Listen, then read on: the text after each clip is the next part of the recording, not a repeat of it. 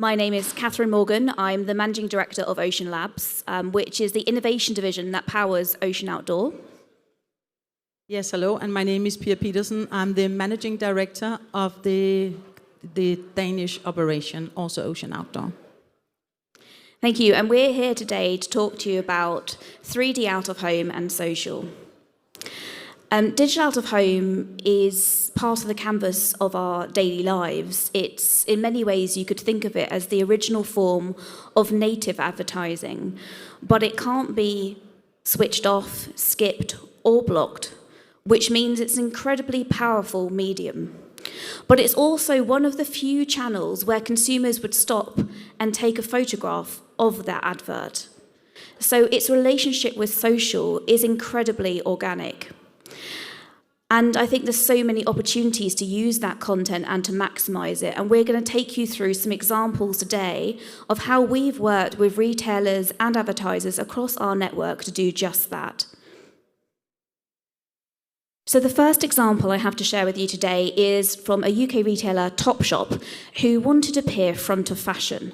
So they looked at working with influencers at London Fashion Week, taking the tweets that people were posting in real time and then connecting them to their actual portfolio, their actual clothes, and displaying those on our screens, but also on their website and on mannequins in store. And it was a complete consumer journey piece, which I think made it an incredibly powerful and effective campaign for them, which you can see from these incredible results. So they achieved a 75% sales increase on the retail lines they were promoting as part of the campaign, 3.8 million engagements on Twitter, and an ROI that most marketeers would dream about. So if you get it right, you can really deliver genuine sales cut-through with these activations. We also see social brands using digital out-of-home to promote their own channels. Like social media, out-of-home does reach those light TV viewers. So it's a very similar and natural partnership.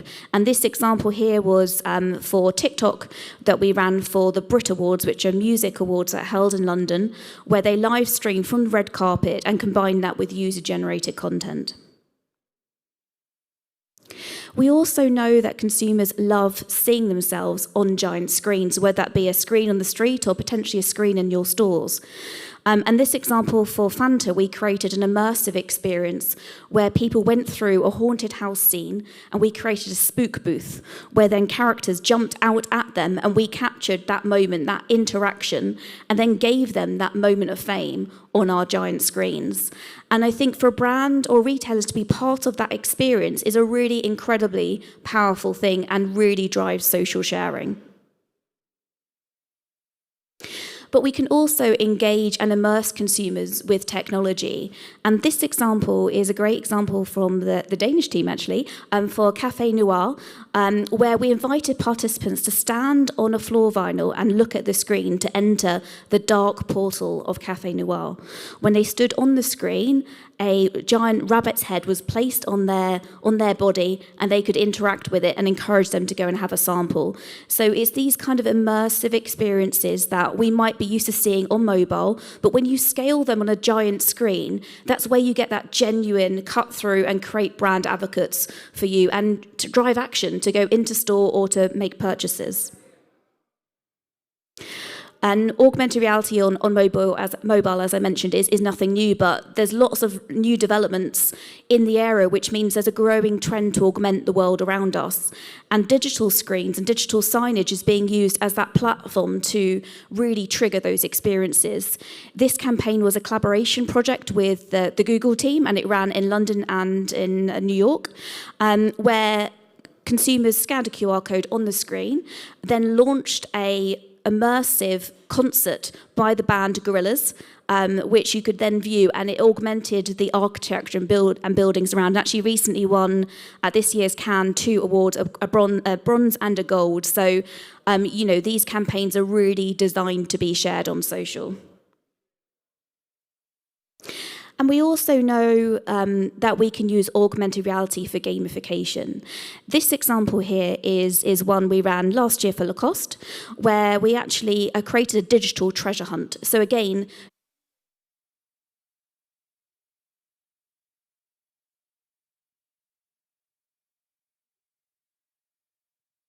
Hello, hope you can hear me, good.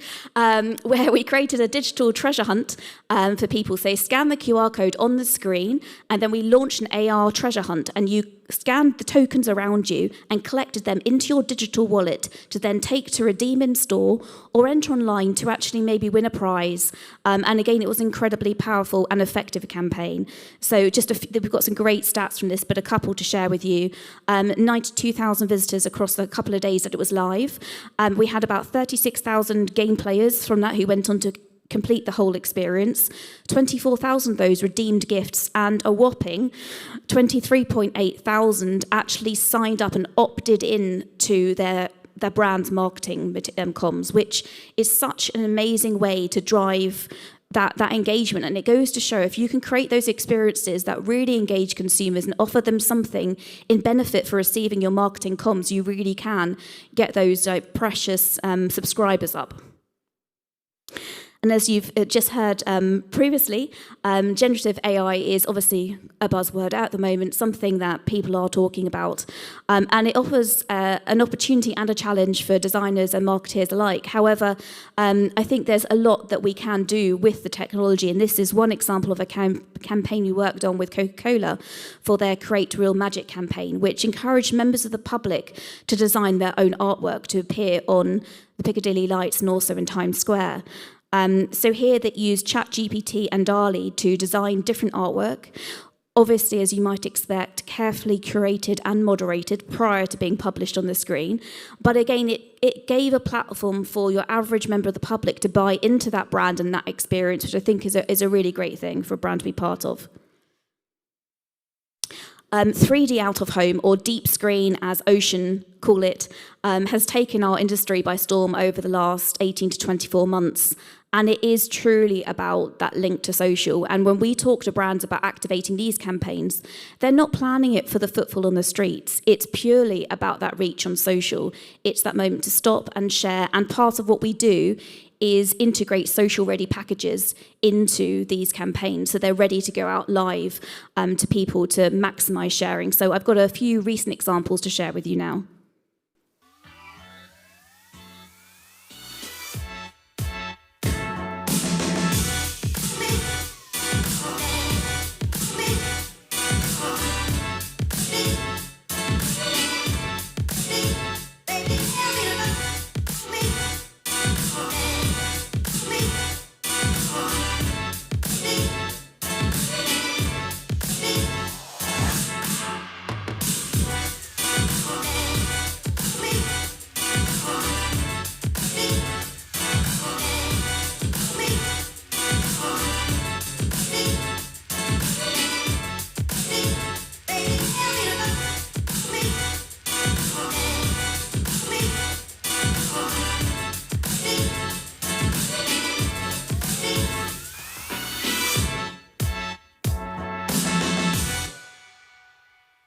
Yes, some quite outstanding and amazing creative work there. And I'm going to hand you now over to my colleague Pia to talk you through one of those examples you saw a little preview of there in a little bit more detail.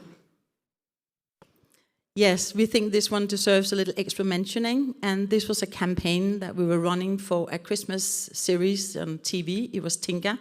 And it was the national television that was coming out with this. So we really think it's excellent that we're running on the screens, being a television station. So Tinga was, as you can see here, it's the very first time with the Ocean technology in deep screen that we have been using real people. So what TV2 did is that they reproduced the actual screen, which is a 64 square meter screen in a Copenhagen mall, one of the busiest and biggest Copenhagen malls. They took that staged and built it in a studio on a 1 to 2.5.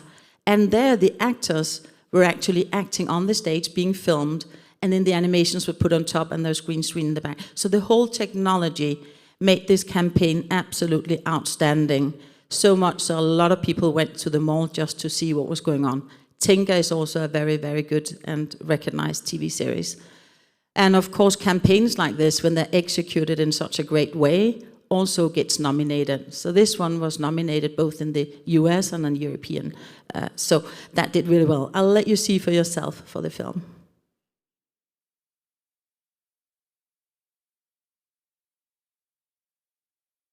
It should have sound. I'm really bad at singing. Okay, we'll talk over it anyway. So it shows you how they're recording in the studio with the characters and how they physically are building up the stage. And this one also did, so the background of as you can see on the film, the background was also mirroring the background in the mall. So it looked like it was literally going on in the mall, real life. Very, very realistic with the characters.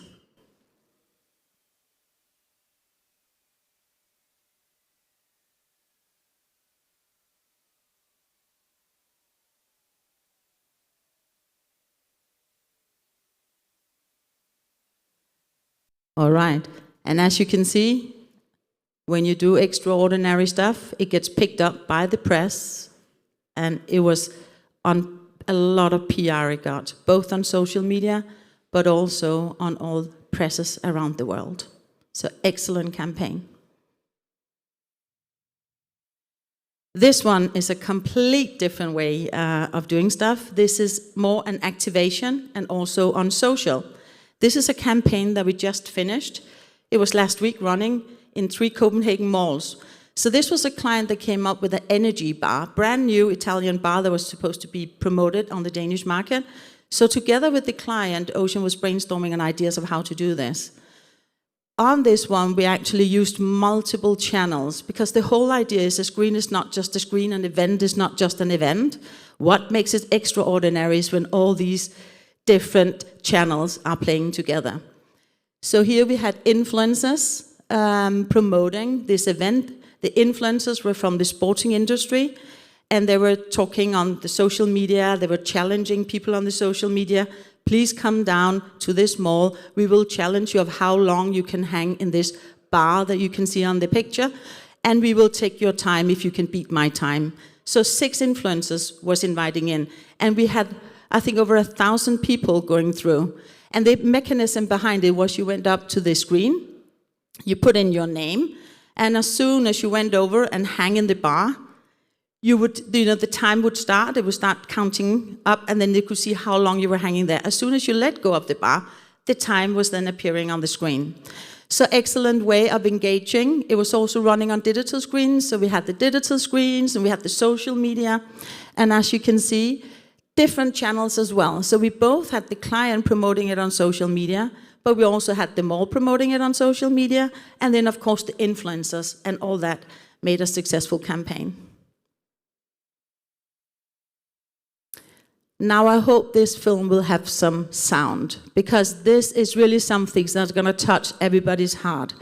This campaign was done in Sweden, and it was done across more than 2,000 screens.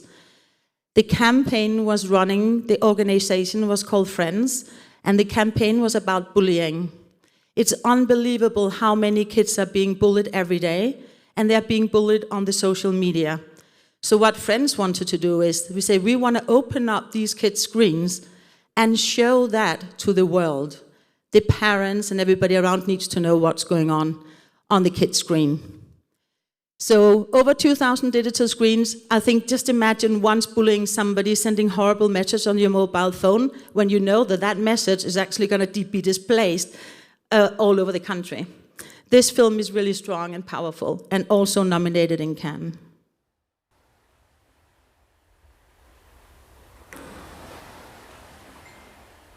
Om du anmäler bilderna jag har lagt upp på dig kommer du dö.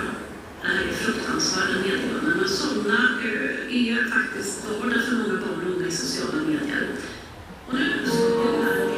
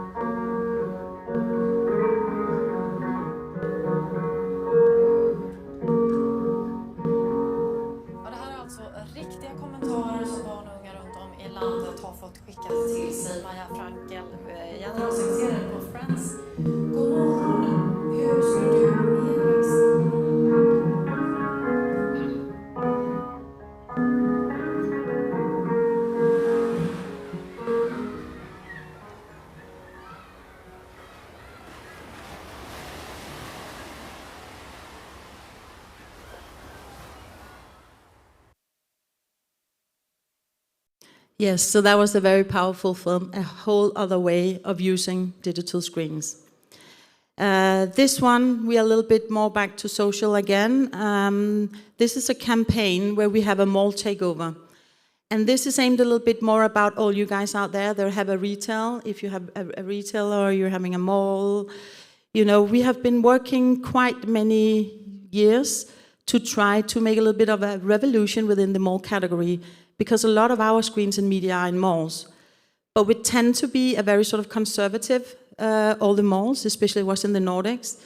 They were very resistant in the beginning to open up for commercial activities. And we have really pushed the boundaries and reached right now a level where a lot of the malls and the center managers, everything else, is much more pro and see the idea in making commercial activities inside the malls. And this one you're seeing on the film is just showing you a complete mall takeover from bad guys. And it's a win-win for all partners, because UIP, the film producer that did it, had over 200 kids in the mall with their parents and everything else. The mall benefited from having, you know, a lot of extra sales activities in there. They were also promoting on their social media, come to the mall, because you can now meet this guy, Lakserytteren. He was just like a kid's guy. But, you know, it's like really, really nice to see when digital screens, social, and also the stakeholders and the client goes hand in hand in making a campaign that is just over the top and is generating such good response, both on social media, but also on for the mall itself. The last slide I'm going to bring here before handing you over to Catherine again is another way of showing you how a digital screen can be mixed with analog. It doesn't have to be one or the other. So this one was Orange is the New Black, where you did a face swap. So what happened is, it was the audience is in the middle of the city hall in Copenhagen. The audience went over to the digital place. So you can see their characters from the film. They stood behind the thing, they took a picture with their mobile phone, and they did a face swap with that character in the film. And the good thing about it is, again, the 5 minutes of fame. They could then hashtag it and bring it on to the big screen. And from there, we got a lot of hashtags, we got a lot of social media and a lot of respondents on that. So just another way of engaging the audience, and a fun way of doing it as well. A lot of laughs going on during this campaign. Right? And why are we doing all this? Thank you, Pia. So you've seen some great examples and you've seen some great stats, but why is this so important? Not just in out of home, but also from a retailer perspective. I think consumers really expect and demand these immersive experiences.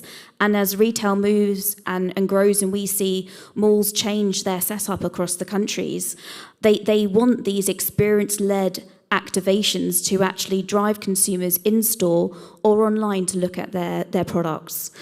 But a few stats to share with you now.